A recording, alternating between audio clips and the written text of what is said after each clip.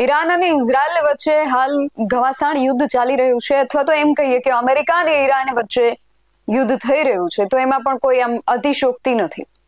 યુદ્ધના ભયાનક માહોલમાં એવા પણ સમાચારો કે પ્રતિક્રિયાઓ જોવા કે સાંભળવા મળી રહી છે કે આ દેશોની સેનાઓ ખૂબ મજબૂત છે. કોઈ પણ મિસાઇલ કે ડ્રોન હવામાં જ તોડી પાડે છે, એટલે અમારે કોઈ ચિંતાની જરૂર નથી. પણ જો હું તમને કહું કે 16 લાખથી 40 લાખના એક ડ્રોનને તોડી પાડવા માટે 100 થી 150 કરોડની મિસાઇલ છોડવી પડે છે, તો એ પછી તમારા મનમાં જે જાગે છે એને ચિંતા સિવાય બીજું કંઈ ન કહી શકાય. આ દેશો વચ્ચે ચાલી રહેલ આ યુદ્ધ સાથે જોડાયેલ આવા જ અમુક આંકડાઓ સાથે આજે તમને અવગત કરાવવા છે. શું છે સમગ્ર વિગત જાણીએ આ અહેવાલમાં. જય હિન્દ, BSI TV ન્યૂઝ પર આપની સાથે હું છું નિધિ ગઢવી. આપણે એવું કહીએ કે અત્યારે આ યુદ્ધ ચાલી રહ્યું છે એટલે ઘણા લોકો એવું કહેતા હોય કે કંઈ ના થાય, ડિફેન્સ સિસ્ટમ એટલી અસરકારક છે કે કોઈ પણ મિસાઇલ હુમલા હોય કે ડ્રોન હુમલા હોય એને મિસાઇલને અને ડ્રોનને હવામાં જ તોડી પાડવામાં આવે છે. પણ એને તોડી પાડવામાં કેટલો ખર્ચ થાય છે શું તમે જાણો છો? તમે આ આંકડાઓ સાંભળશો એટલે હચમચી જશો. એટલા મોટા આંકડાઓ સામે આવી રહ્યા છે. આ યુદ્ધમાં અમેરિકા પોતાના સાથી દેશ ઇઝરાયલના સમર્થનમાં ઈરાન પર સતત અને વિનાશક હુમલાઓ કરી રહ્યું છે. તેણે ઈરાનની સામે ઓપરેશન એપિક ફ્યુરી જાહેર કરી દીધું છે, જેના કારણે અમેરિકાને જાનમાલના નુકસાનની સાથે સાથે અબજો રૂપિયાનો આર્થિક ફટકો પણ પડી રહ્યો છે. અમેરિકાના પ્રમુખ ડોનાલ્ડ ટ્રમ્પે તાજેતરમાં સ્પષ્ટ કર્યું છે કે ઈરાન સામેની આ લડાઈ પાછળ તેમનો દેશ ગમે તેટલો ખર્ચ કરવા તૈયાર છે અને કોઈ પણ ભોગે એ લોકો પીછે હઠ નહીં કરે. પરંતુ વિશ્વની મહાસત્તાનું આ યુદ્ધ વિશ્વની અર્થવ્યવસ્થાને પણ હચમચાવી રહ્યું છે, જેની અસર દુનિયાના લગભગ દરેક દેશો પર પડી રહી છે.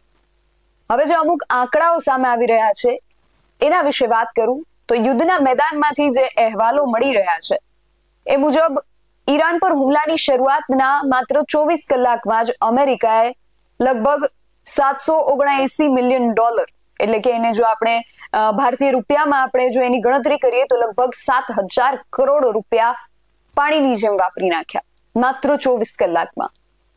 નિષ્ણાંતોના ડેટા વિશે વાત કરીએ તો સમુદ્રમાં તરતા અમેરિકાનું સૌથી મોટા યુદ્ધ જહાજ ગેરાલ્ડ આર ફોર્ડ અને એનો જે કાફલો છે એને દરિયામાં માત્ર સાચવી રાખવા માટે, એને ખાલી ચાલુ રાખવા માટે માત્ર એક દિવસનો જ ખર્ચ 58 કરોડ રૂપિયા, એટલે કે લગભગ $6.5 મિલિયન જેટલું થાય છે.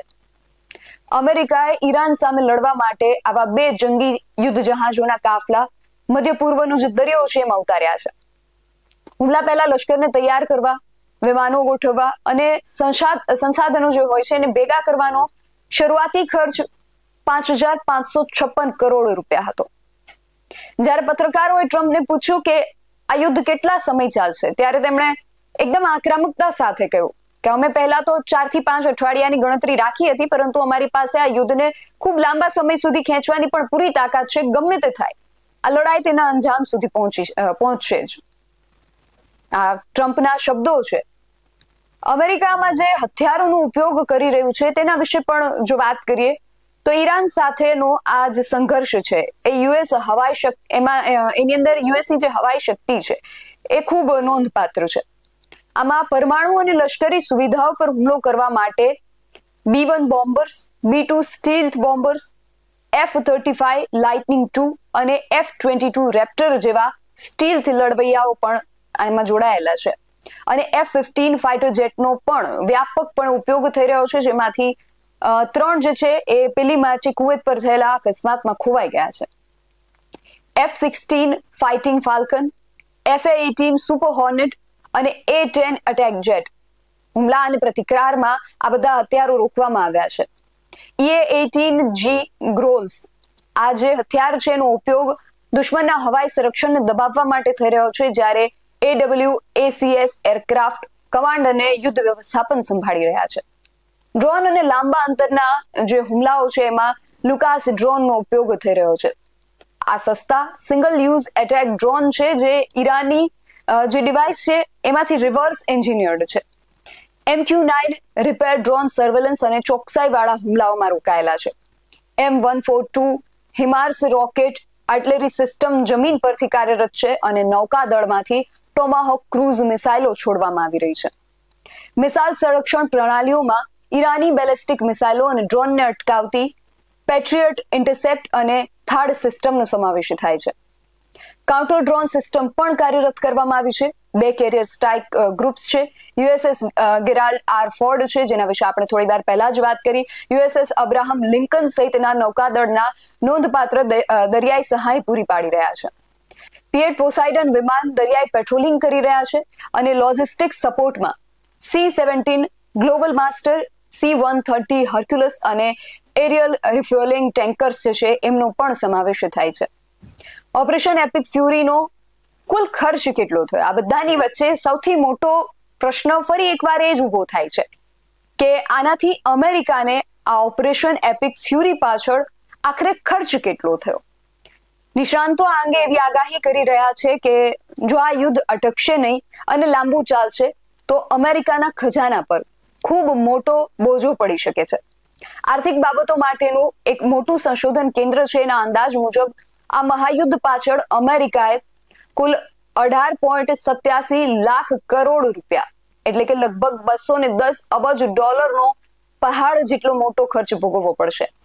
આ એ જ આંકડો છે જે તમે કદાચ આ વિડીયોના થંબનેલમાં વાંચ્યો હશે અને વાંચીને કદાચ તમે આખો અહેવાલ સાંભળવા માટે અહીંયા આવ્યા હશો. એટલો મોટો આંકડો છે કે આમ એકમ, દશક, 100 એમ ગણતરી કરવી પડે કે કેટલે પહોંચે છે. અને આટલો મોટો આંકડો અમેરિકા ઇઝરાયલની સહાય કરતા કરતા ઈરાન સામેના યુદ્ધમાં હોમી દેશે, જેને લઈને અમેરિકા અને વિશ્વભરના દેશો ચિંતિત થયા છે અને સતત વિચારી રહ્યા છે કે અમેરિકાની આ નીતિ શું દુનિયાની ઉપર માઠી અસર પાડી શકે છે? તમારું આ સમગ્ર વિષયને લઈને શું માનવું છે? અમને કમેન્ટ કરીને ચોક્કસથી જણાવજો.